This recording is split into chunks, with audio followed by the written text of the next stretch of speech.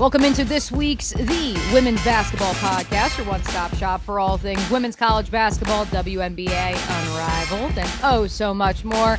Mia O'Brien, Mitchell Northam, as we are each and every single week. I don't think we change names, but if it is your first time listening, you're looking for a primer ahead of this year's 2025 Women's NCAA Tournament, welcome in.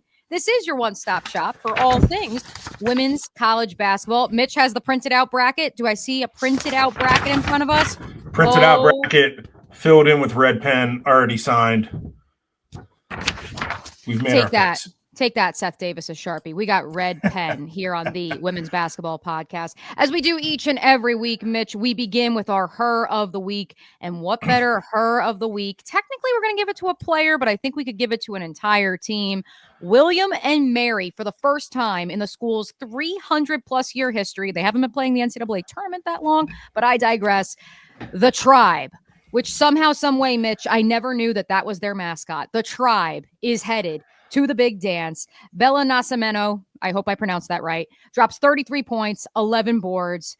Erin Dickerson-Davis, former longtime Wake Forest assistant, leads the 9th-seeded Tribe to the Colonial Athletic Association tournament title. One of the best games, I would argue, of Sunday between both the men's and the women's tournaments. Yeah, there was a lot of, really good games, happening in the past week. All the Power Four conferences were over, but the mid-majors really delivered, I thought. The Ivy Madness was really fun. And then, you had kind of this Cinderella story, Bill and Mary getting it done. Erin Dickerson-Davis, she's been the head coach there for a few years, but, was an assistant for a long time under Jen Hoover at Wake Forest, has them in the dance for the first time ever. So one less member of the never made the tournament club. I also, I don't know if you saw the end of the, I believe it's called Starch Madness. Montana State winning on a buzzer beater, defeating rival Montana. That was a lot of fun as well. So I wrote about that at SB Nation if anybody wants to go check that out. So Starch Madness delivered. We are going to recap the week that was. We're going to look ahead to this year's NCAA tournament opening week of activity. I probably should have led off the top. If you are watching this on YouTube, we are recording this on St. Patrick's Day, thus all of the green. Mitch, I won't judge you with. Yeah, I missed the memo. Yeah, it's okay. Are you Irish? Somewhere along the way. Yeah, my pappy's parents, I believe, were like right off the boat from Ireland. So, I got some Irish in me. I got some green around here. I just didn't get to it. I don't want to bury the lead, but I think both of us may be feeling the luck of the Irish when the time comes later in this episode to give our predictions for who your national champion in 2025 will be. But we begin as we do each and every week, following our Her of the Week, with this week's starting five, the 5 biggest storylines in the world of women's basketball. And for us, we only made one pick with Chef's Table of what to watch for last week because it was the mid-major conference tournaments this week, Mitch. And that one pick came from the Ivy League. We were both pretty confident that the conference would send at least 2 teams to the NCAA tournament. And will you look at that? They got all 3. Yep. Yeah. Ivy Madness absolutely delivered. It worked out, I think, and probably the only way that it could have. I think for them to get 3 teams in, you needed Harvard to win that conference tournament. And Harmony Turner, just balled out. I gave Harmony Turner one of my AP All-American votes. And I felt vindicated. She scored 44 points in their semifinal win over Princeton. And then she had 24, 2 rebounds and 4 assists in a win over Columbia in the title game there. So Harvard's in the dance, I think, for the first time since 2006, 2007. It's been, I think, about 15 years or so. So shout out to Carrie Moore, who's the head coach there. And Harmony Turner. And they're coming to the Triangle, which is going to be a lot of fun. They're going to play Michigan State in the first round. That's a game I'm trying to get to over at Reynolds Coliseum. We got another Triangle or Ivy League team coming to the Triangle, Columbia. They're going to play Washington in a first 4 game.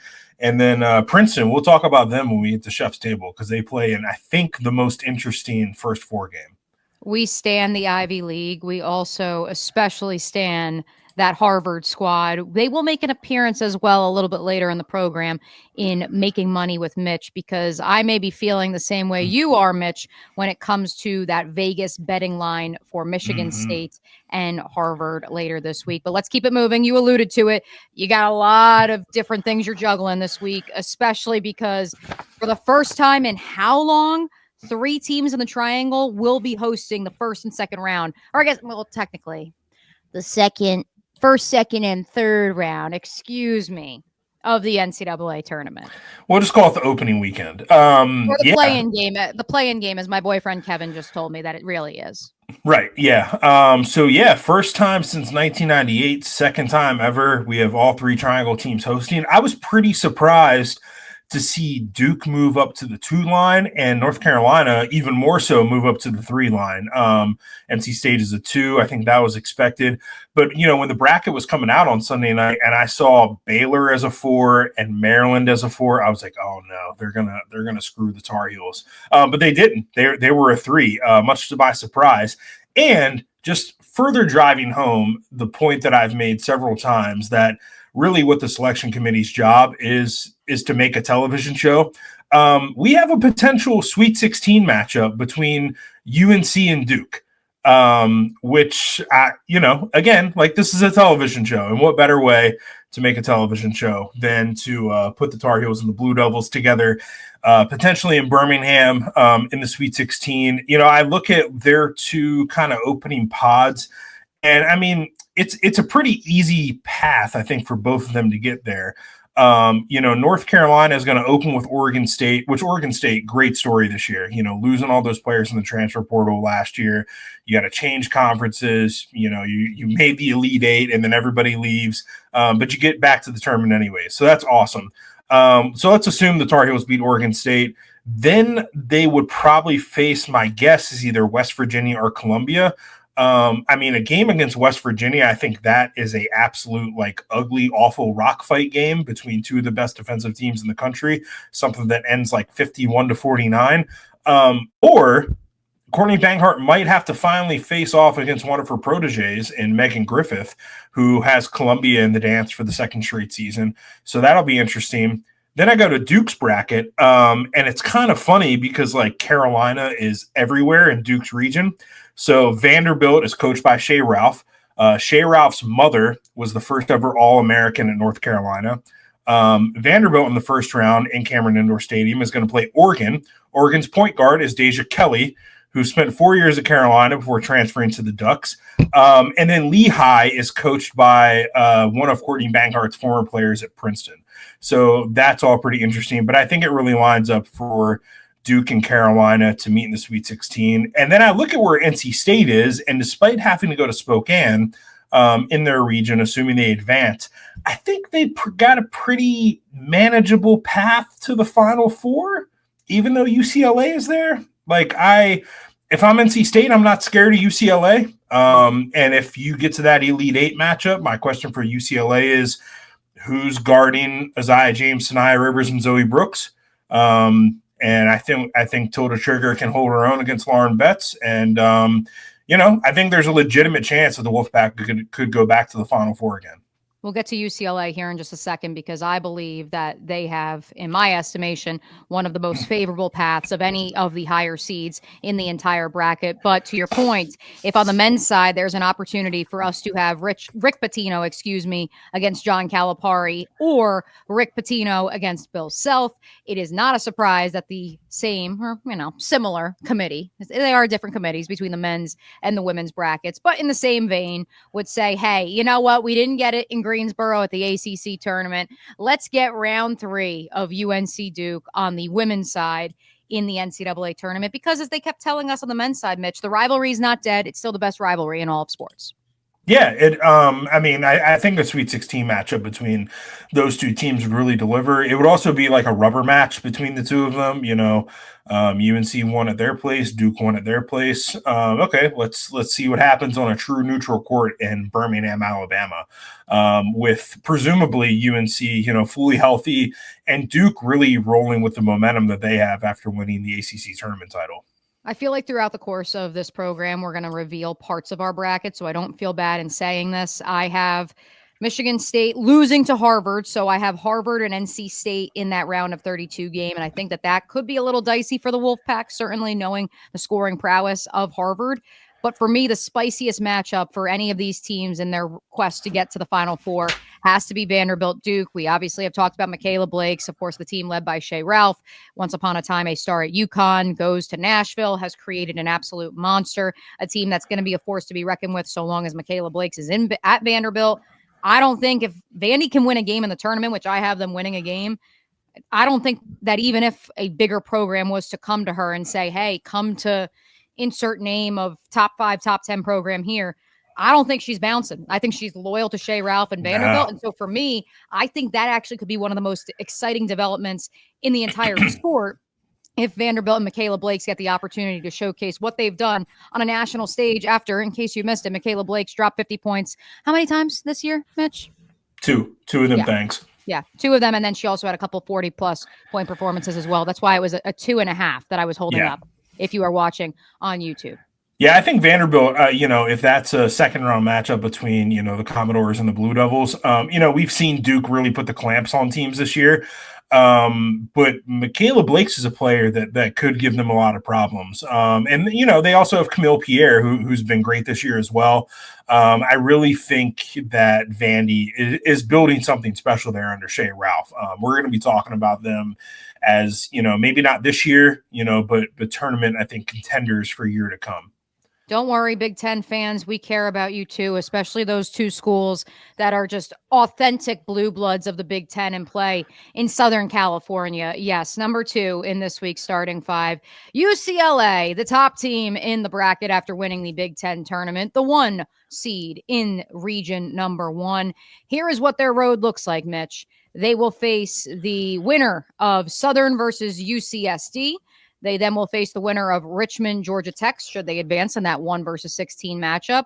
A potential matchup with either Ole Miss, Baylor, Ball State, Grand Canyon awaits in the Sweet 16, and then the aforementioned opportunity to potentially face the likes of NC State, LSU, or Florida State in the Elite 8. For me, I think if you go down the line of all the 1 seeds, I think UCLA, and obviously they are the number 1 overall seed, they have the easiest road. But on this podcast, we have been on the record in saying we still have questions about Corey Close's squad. We have questions about that dog in them, especially if Lauren Betts is being held at bay. If you can hold Lauren Betts to under 15 points, you certainly give yourself an opportunity to knock off the Bruins, as we've seen so far this season.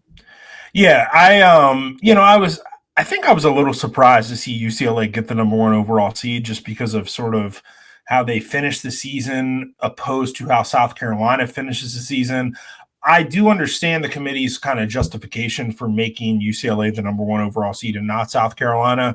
I think the spokesperson for the committee basically said, look, South Carolina, you lost to UCLA and you lost at home by 29 points to UConn. And UCLA's only 2 losses were to USC. I understand, I saw Dawn Staley complaining a little bit about, I've never seen, I think, 2 head coaches in the same year complain about getting number 1 seeds, but we had that last night with Dawn Staley, feeling a little salty about not being the number 1 overall. And then Lindsey Gottlieb basically saying she felt disrespected by being the 4th number 1 overall. And it's like, whoa, I mean, you did lose a couple of games here.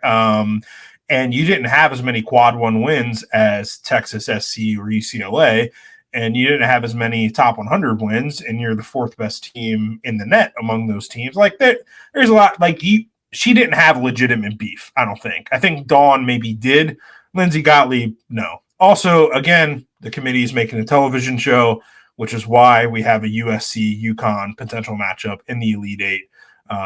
Again, for the 2nd year in a row, 2 really good players. Probably the 2 most notable names in the sport, in Paige Beckers and Juju Watkins, potentially playing in the Elite 8 there.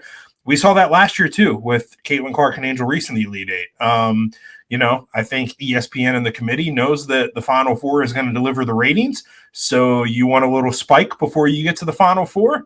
Let's put UConn and USC in the Elite 8. And there you have it. We're making a television show, folks. So confirm for me, you do have UCLA making it to the Elite Eight against NC State, going chalk the 1 and the 2. Yes, I do. I have UCLA against NC State. I do have an upset in that region. I think Florida State's going to beat LSU. Oh, And okay.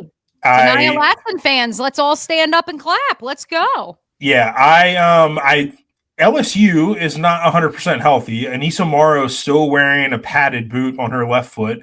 So despite everything that Kim Mulkey says about, her and Flage are 100% to go, Flage Johnson didn't play at all in the SEC tournament. So I just wonder about the total health of LSU. And then I look at Florida State and I say, okay, well, they have a really dynamic guard who leads the nation in scoring in Tenaya Latson. They have another really good guard in Omira Gordon, who's been awesome at times this season. And then you have Michaela Timpson, who can really match up with Anissa Morrow, I think. She averages a double-double. She's third in the nation in block shots. So I think that is going to help NC State's path to the Elite Eight. I think Florida State will upset LSU.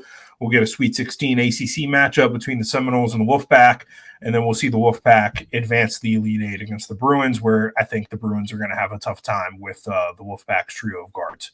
Did I just change my bracket in real time? Hey, no one's looking at the computer right now. I think you make a great point. Real quick, Mitch, before we get to number 3 in this week's starting 5, as far as that X factor that I alluded to, if you can keep Lauren Betts under 15 points, you all but assure yourself an opportunity to make it a 2-possession, 1-possession game against UCLA.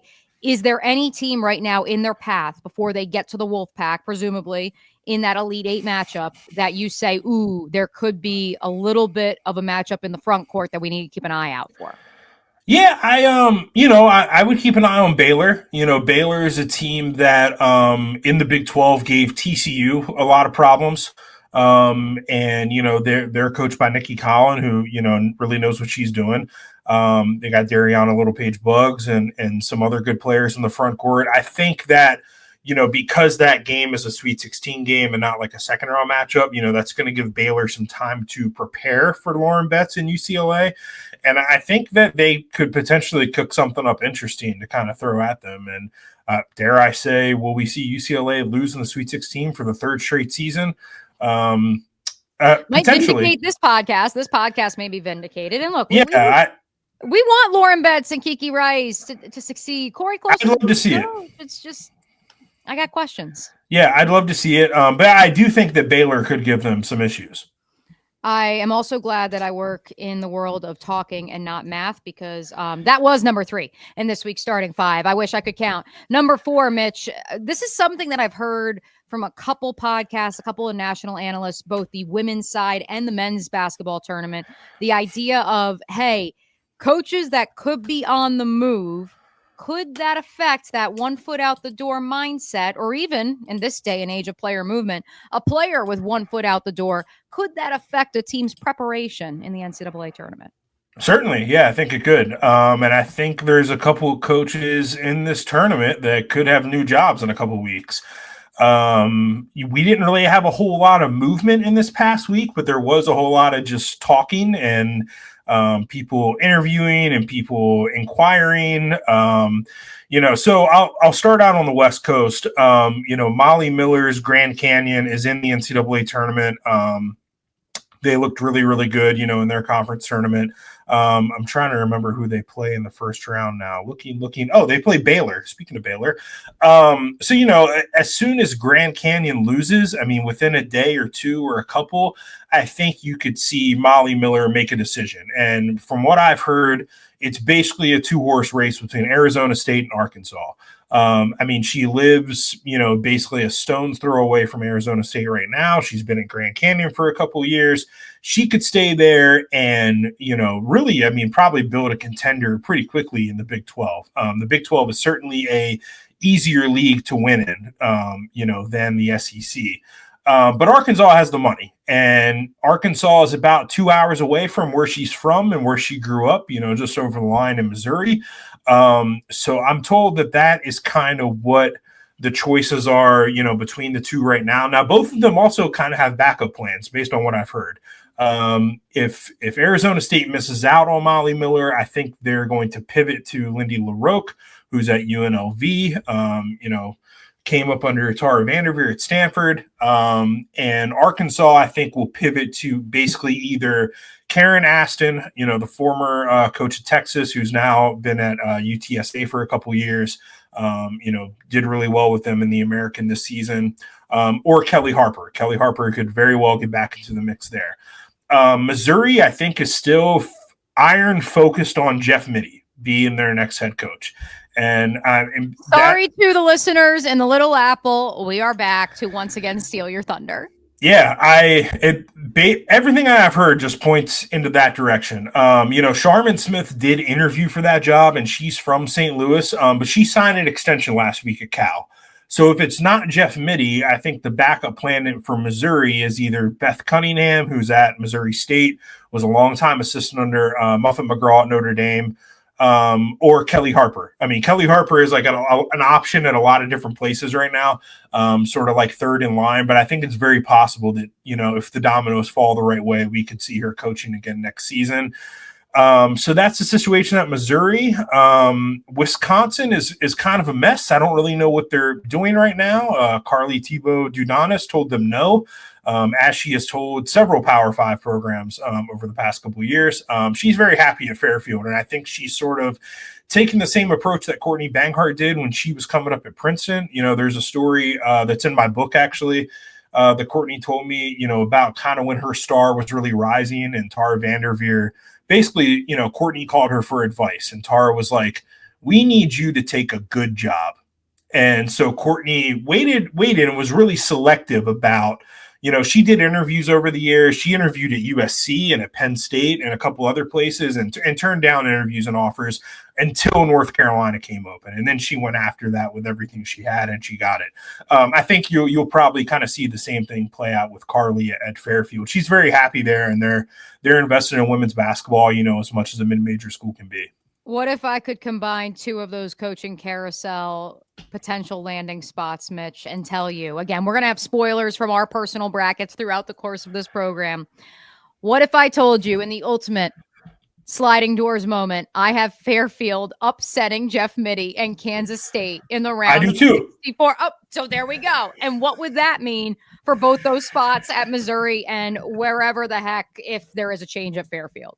Yeah, I think an early exit for Kansas State is very possible. I don't know if you noticed this, but there was a lot of people who covered the Big 12 in the past week who were all sent the same video of Aoka Lee practicing, and you could tell that it was, let's say, edited in a certain way to make it look like. I just find it hilarious that 2 months ago we sat here on this podcast and we were told she's probably done for the year, and then like 4 weeks later it's like miracles happen, she can walk again, and now she's running and jumping, and it's like, but I haven't seen her actually play the sport of basketball, and there's a difference between running and jumping and playing basketball. And look, I wish Aoka Lee the very best. I am players to watch this year. Yeah, and I'm no expert on, how a person is supposed to look when they're running, or anything like that. But like, she didn't really look totally right to me. And as we've seen, Kansas State has not been all that great when Aoka Lee is not on the court or not 100%. So, yeah, I think it's very possible that Fairfield could lead, could upset Kansas State and lead Jeff Mittie to make an early decision. The other one I wanted to touch on real quick was Auburn. Which is another search. Everyone who follows college football will be very surprised, is very messy and very unorganized. I'm so shocked. And I've been told that, Charles Barkley might be wielding some influence here and maybe providing some money for this hire and quick that sort of thing. Quick asterisk here for the listeners. When Mitch sent that nugget of information about Chuck in our group chat, I thought at first, because I looked at my phone quickly, I thought it said that Chuck is trying to be the next head coach of Auburn women's basketball program. And I was just like, oh my God, what are we like? I know the TNT situation's not great right now, but come on. Yeah. But everything about Auburn tells me that basically, instead of doing something that is easy and makes sense, they really want to make a splashy, big name hire. And they want to make an impression, and they want to put some money behind women's college basketball. The name that I've heard the most associated with this search is Adia Barnes at Arizona. And, Adia Barnes took Arizona to the national championship game That's a what it couple was. years ago. Yeah, Yep. in the bubble, lost to Stanford. And since then, that year was the same year that was it that year or the next year, somewhere around that ballpark, was the time that Kim Mulkey left Baylor Yes. for It LSU. was. It was the same year. And before Baylor hired Nikki Collin, they went to Adia Barnes and was like, hey, would you like to come to Baylor? And Arizona was like, here's an extension, da-da-da-da-da. I think that, Arizona has a new AD since then. And I think the relationship on both sides has soured a bit. Number one, Arizona just hasn't been winning as much as they have, as much as they were a couple years ago when Adia signed that extension. They missed the NCAA tournament this year. Adia is now about to enter the final year of her contract with no extension on it. So she is attainable. Her buyout is about to go down like a whole lot. I think it's like $300K right now, and it's about to go down to zero at the end of April. So she is attainable. I've been told that she is open to a move. I've been told that Arizona would be not so sad to see her leave. And if she moves on from Arizona before Arizona State makes a move, I was going to say they go into the Molly sweepstakes. Yeah, they will either that or they just go after Lindy at UNLV. So a lot of moving parts, a lot of dominoes potentially falling. I think once teams start losing postseason games, you'll see things start to fall a little bit. Remember last year, the Kim Caldwell hire at Tennessee was announced the morning of the national title game. I think the dominoes are going to start falling here over the next couple weeks. That's all I got in my coaching carousel notebook this week. Killa Kim, I'm here to tell you that I removed you from number 5 on this week's starting 5. We're going to get to you later when it comes to Chef's Table. But yes, we're tabling that one. Pun intended. We are tabling that one. And instead, we'll wrap this week's starting 5 with another big takeaway from the bracket, another big storyline. Gino Auriemma is not happy. Water is wet. Evergreen statement. In part, Gino asked about the Big East only getting 2 bids to the NCAA tournament, to which he said, quote, maybe we don't get the respect we deserve. If you can go 4-12 in your league and you can still make the NCAA tournament and get an 8 seed, does it matter what you do in the regular season? Mitch, I am not really sure outside of Oklahoma and Texas on the men's side who he is alluding to. Certainly our friends at William & Mary were 15-18, but also they won their conference tournament. If you win your conference tournament, this has been the rule for 100 years. You automatically are into the NCAA tournament. So I'm not really sure who he's alluding to. Outside of maybe the SEC on the men's side. So, I don't know why Gino is so outraged when you look at the Big East. And quite frankly, I mean, look, yes, you have 2 top 125 teams, and they're the 2 teams that are going dancing. And UConn with a 18-0 perfect record in conference, 31-3 overall. Creighton 26-6. Seton Hall, Marquette, the 2 next teams in the standings. And when you not look good at enough. Right. I mean, what was Seton Hall's best non-con win comparatively to what Creighton and UConn were able to amass? Like, you lose to Princeton, who's a tournament team, by 3. You get run out of the building by USC. I mean, I'm looking at their schedule right now. Like, are we talking like Bryant, like Providence, like all these teams you're beating up on aren't in the tournament? Like, I don't see a victory over a team in the tournament on the schedule. And if you don't have a win at the very least over a team that's in the NCAA tournament, I'm not really sure what leg you have to stand on, unless of course you're Hubert Davis and the North Carolina men's basketball team. Yeah, I think that I think Gino got like his talking points mixed up here or something, because he was asked about the Big East being a 2-bid league on the women's side, and then he referenced men's teams getting in, and it's like the teams that you're talking about on the men's side played in the SEC, which, newsflash, is the best league in men's college basketball. Like, ever, not just this year, ever. I mean, they got, they're the deepest league, the best league. Like, it's inarguable. The Big East on the women's side this year, it just wasn't good. And like you mentioned Seton Hall, I know I saw their coach like complaining on Twitter and stuff too. I just you didn't beat anybody who got into the tournament. I don't think. I'm trying to find. Yeah, they lost. Sacred Heart in the field for the women. I don't think so. Okay, so no, they beat them. But like, so you didn't beat a major conference opponent that got into the field. I mean, even to go back to your North Carolina men's team point, at least the Tar Heels beat UCLA. At least they do have that one quad one win. I don't see an argument here for Gino Auriemma to get more Big East teams into the field. I'm really not sure, and this is so I voted Michaela Blakes for Freshman of the Year over Sarah Strong. And my argument was simply Michaela Blakes did this in the SEC. She was the seventh leading scorer in the country. Sarah at Strong Vanderbilt. At Vanderbilt. At Vanderbilt. Sarah Strong, while had a great season, put up great numbers, we recognize she is a great player. I put her on one of my All-America teams alongside Michaela Blakes. But Sarah Strong did this in the Big East, where UConn won each of its games against conference opponents by at least 18 points. It's just not the same. It's apples and oranges. It's not the same competition, Big East to the SEC. If you take Sarah Strong off of UConn, they still have Paige Beckers and AZ Fudd and a handful of other McDonald's All-Americans. They're still winning the Big East comfortably. If you take Michaela Blakes off of Vanderbilt, I'm not sure they make the tournament. And so like that was my argument really for, it was a tough decision, but that was my argument for giving Michaela Blakes the Rookie of the Year vote. The USBWA does every year, the Tamika Catchings Award. I just like, sorry, Gino, but like your conference is not good in women's college basketball. Like it's just not good this year. Maybe it will get better in the future. I do think that like, as we get into this house settlement revenue sharing era, I do think that you're going to see Big East teams and Atlantic 10 teams specifically programs and schools that, kind of consider themselves, to be kind of higher on the totem pole than your average mid-major, but more importantly, schools that don't have FBS football. Mm-hmm. If they're going to go into the rev share thing, that money has to go somewhere. Like VCU's men's basketball team has already said they're going to account, I think, $6 million a year towards kind of roster building and roster management. So I think that's going to be a good sign for things to come for the Big East and the A10 in terms of like getting better players and getting a better league.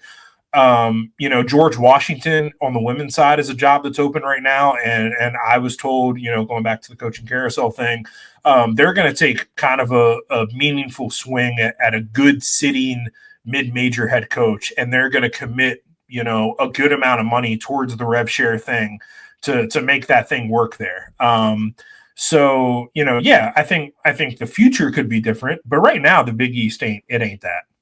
I had one athletic director tell me a few weeks ago that at the Power 4 level, obviously a lot of the rev share is going to go directly to those two quote unquote major sports in football and men's basketball. Yeah. But at the mid-major ranks, where if a school does not have football, obviously it directly affects them. In the same vein, though, a school like, any mid-major team in the ASUN, for example, where basketball is your primary sport, you will be poached and picked apart by those Power 4 schools because they are the ones with the money. However, when it comes to the Olympic sports and women's basketball, that's where they believe not only will they have more scholarships allotted because of the rev share, but also they will actually be able to utilize those dollars and cents to pay those players at a greater or equal amount as their Power 4 peers. And I thought that was pretty interesting. Yeah, I think you're going to see as we get into kind of this house rev share era, I think you're going to see Big East and A10 schools and some of those other mid-majors as well, like a Florida Gulf Coast or a South Dakota State, schools that kind of have a reputation for really good women's basketball. You're going to see coaches stay there longer, I think, and also, them just get better players and retain those players instead of them, going off. I mean, I look at it like, if you're a coach trying to move up right now, would you rather take George Washington, who has said, now that they're going to invest money in women's college basketball and you get to compete in the A10 and maybe win that league or maybe get an at-large bid and, you have a real chance to win there? Or would you rather go to Wake Forest, who we don't really know if they're actually going to invest money in women's basketball? We don't really know if they care about women's basketball. They're in a Power 4 league, but like they've been at the bottom of that league for quite some time now. So like that's going to be the balance. I think you're going to see less good coaches willing to jump ship quickly into these, bottom of the barrel power four jobs. We've got games to watch. We've got making money with Mitch. But first, just for the sake of getting it out there in the open, I would like to know, Mitch, I know and Kevin, my boyfriend, was shocked to hear when it comes to women's basketball, only one bracket. For the men, it's a little different because I'm in a couple different pools, a couple different websites. We've got a couple different sponsorships with 1010XL, so I need to be in a couple different brackets. But for the women, I'm going one. My final four teams in this year's NCAA tournament field: NC State, USC, South Carolina, Notre Dame, and I have Notre Dame prevailing over the Trojans in Tampa on April 6th in the national title game. What say you? So we're very similar. I have NC State, UConn, Notre Dame, South Carolina, and I have Notre Dame beating NC State in a rematch of that awesome game that we saw a couple weeks ago in Reynolds Coliseum. I know that Notre Dame needs to get their shit together, and they've had a little bit of a rough road here the past couple of weeks. Losing 3 of their last 5 games, having hour-long meetings after games, and holding up the press conference and stuff. But I just think they're too talented, and I think once we get into March, we see a refocused Notre Dame. They've had some time off now to figure some things out.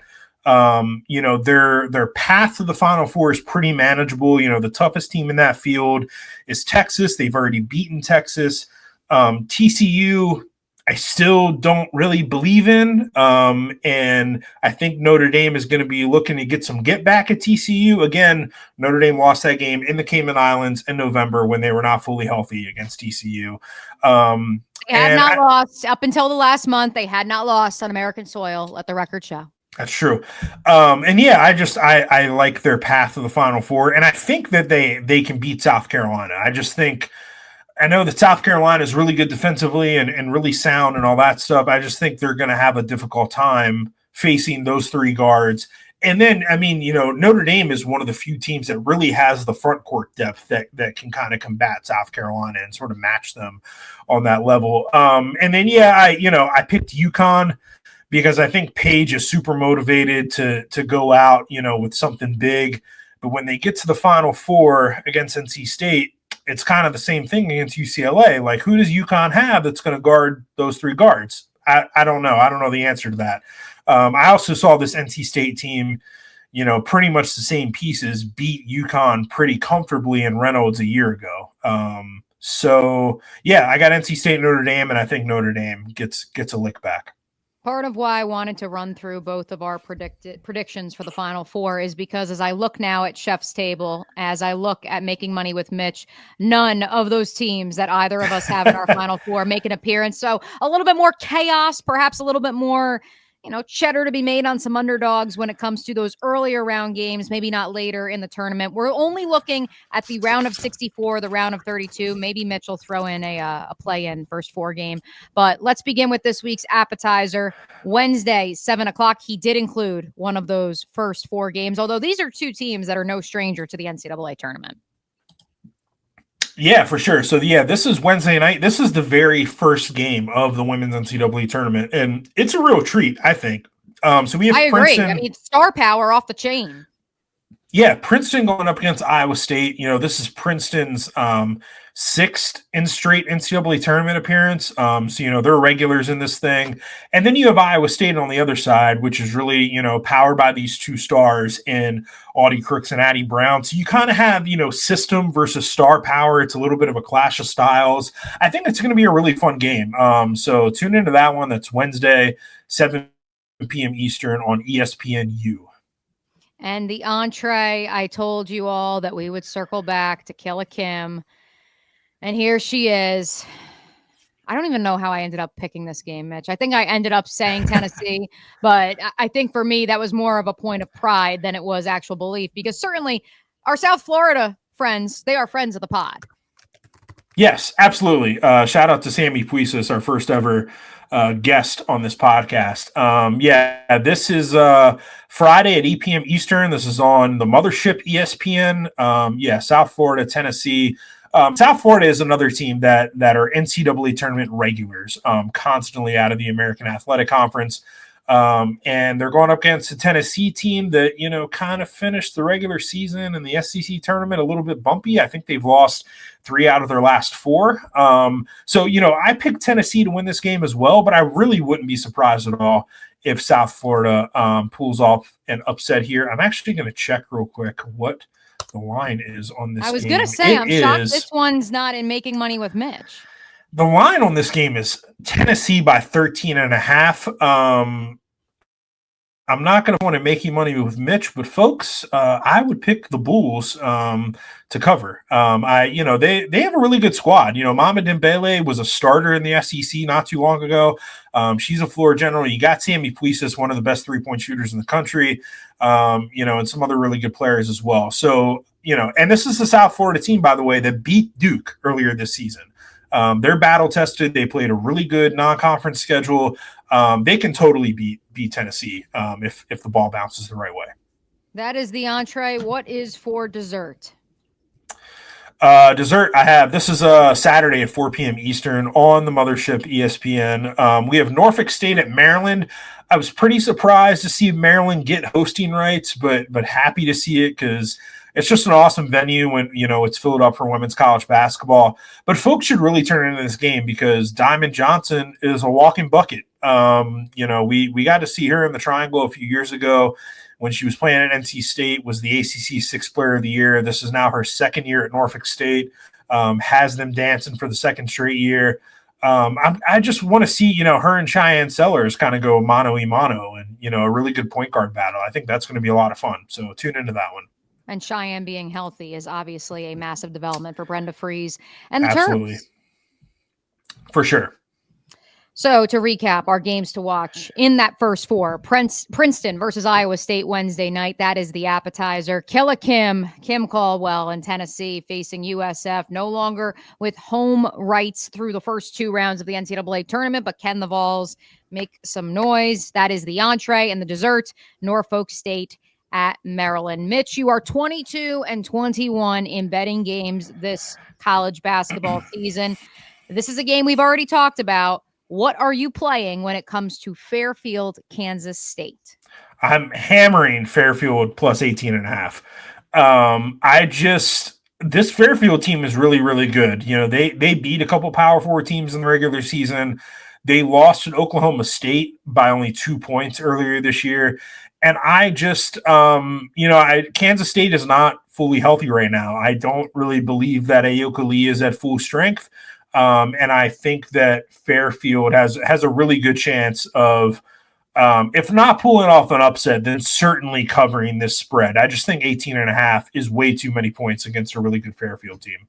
You like the mid-major in your next pick as well. Yeah, this is Harvard against Michigan State. I like Harvard to cover 8.5. Harvard has beaten, I think, 2 Big Ten teams this year, including at Indiana.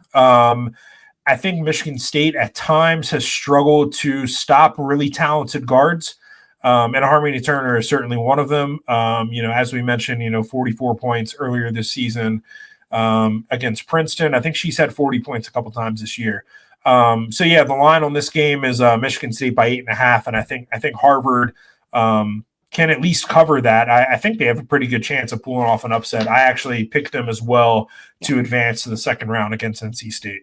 So we are both taking Fairfield and Harvard outright. By the way, Harvard's 2 Big Ten wins this season were indeed over Indiana as well as Northwestern, and that thumping. And look, I understand it's Northwestern, but still a 25-point victory for the Crimson Tide. They can hang with those Power 4 outfits. Let's wrap with the final game of this week's 3-game parlay to kick off the 2025 NCAA tournament. Yeah, this is an 8-9 matchup. This is Mississippi State versus Cal. This game is being played at USC. I'm taking Mississippi State to win and cover 1.5. I really like Cal. I think Cal is a really solid team. I think this is a bad matchup for them. I think Cal this season has struggled with teams that are really, really athletic and teams that can really, get up and down the floor and kind of put the clamps on you defensively and just kind of outrun you and out rebound you and out athletic you. Cal is a little bit more of a finesse team and, really wants to work the ball around and get the best shot and, get up some 3-pointers. I think, this is just not a great matchup for the Golden Bears. I saw them play against Duke earlier this season, and Duke is a really athletic team, and Duke damn near ran Cal out the gym.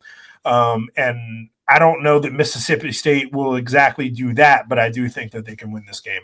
Cal was once upon a time one of our friends of the program early in this season. That was one of our teams to watch for, much like the Georgia Tech Yellow Jackets. And so I feel like I felt some sort of kinetic force that forced me to pick Cal in my bracket. But to be clear, Mitch, at the very least, well, I guess you just said you have him outright. Mississippi State -1.5 against the Golden Bears.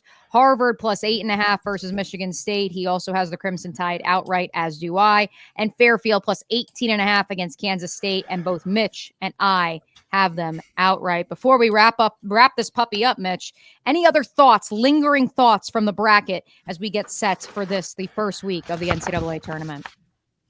I don't know if I should be mad at the selection committee or ESPN, but I'm really not happy that they put the game times at North Carolina and NC State at the exact same times. Let it out. This is a safe space. It just, there was just like no consideration that went into that, no thought whatsoever. Courtney Bankhart even like kind of ranted about it this morning, which I was very grateful for, like that she's on our side here. It just doesn't make any sense to me. Like, you have this area of the country where people love college basketball, and now you're making fans and media make a choice into which games am I going to go to, which games am I going to cover, and it's just kind of unfortunate. Like, you could have staggered these in a way where those fans and those media members could have gone to all those games. You could have put Carolina early in the morning. You could have put NC State at night. They at least put Duke on a different day. So, that worked out. But I hope that in the future, when the selection committee and our friends at ESPN have, 3 or 2 host sites within driving distance of each other. You can get to each one of these schools from one to the other within 30 minutes. So you really could have made it work. If you're a media member or a fan, you could have made it work to get to two spots in one day, to 4 games in one day if you wanted to. But the folks in power said otherwise. So I hope that they realize their mistake and do it differently the next time that the situation arises. Better yet, let me throw this monkey wrench into that equation. Those same decision makers, their pride and joy, Cooper Flagg and the Duke men's team, play at 2:50 on the same day that Carol Lawson, I didn't realize that, and the women's side also play. And mind you, that Duke men's team, because they are the number 2 overall seed and the second 1 seed in the men's bracket, Mitch, they're playing in nearby Raleigh.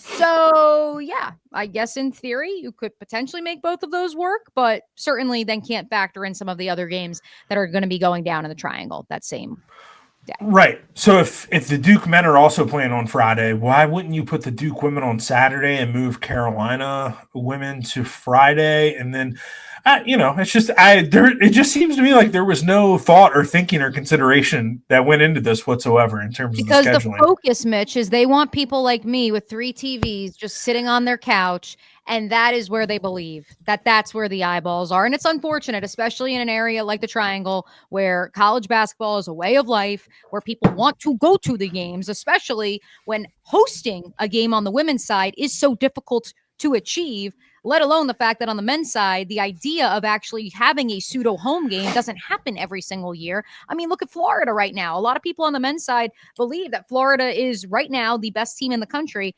And my dad was shocked when I was driving him to the airport this morning, and he said, "Really? Raleigh? That's the closest that they could get?" And I said, there are no other sites. Lexington would have been the other one. And so it's something that needs to be celebrated in that community. And unfortunately, the Mouse and Company said, we need TV eyeballs. Real quick before we get out of here, did want to touch upon in the WNBA what you believe, Mitch, is one of the greatest news dumps that we've seen by the W in quite some time. Let the folks know exactly what happened on Sunday while they were tuning into Selection Sunday. For the men at 6 o'clock, the women at 8 o'clock, and the Liberty decided to just get a little funky on a Sunday night.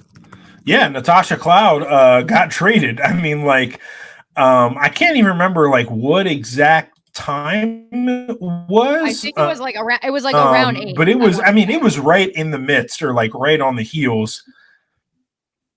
Yeah, of the Selection Sunday show. And yeah, so the Liberty get Natasha Cloud, the Connecticut Sun get 2 first-round picks, I think is how that went. Meanwhile, Marina Mabrey is just stuck and is never getting traded, apparently. Never. Also interesting that Natasha Cloud was on the Pivot podcast yesterday, and that dropped yesterday. Oh, I missed that. I didn't see that. That's fascinating. Makes you wonder. Why would that happen? We'll have a lot more Unrivaled recap, WNBA, and much more for you. But this is March, folks. We are locked in on all things women's college basketball. Rumor has it we may even have a bracket challenge, potentially. Question mark. We'll have more details on that in the days and weeks ahead, I guess in the next 48 hours, because we will soon enough be tipping off in the 2025 Women's NCAA tournament, and excited to bring you all the chaos and all of the analysis and action. He's Mitch. I'm Mia saying so long. We will catch you next week. Deuces.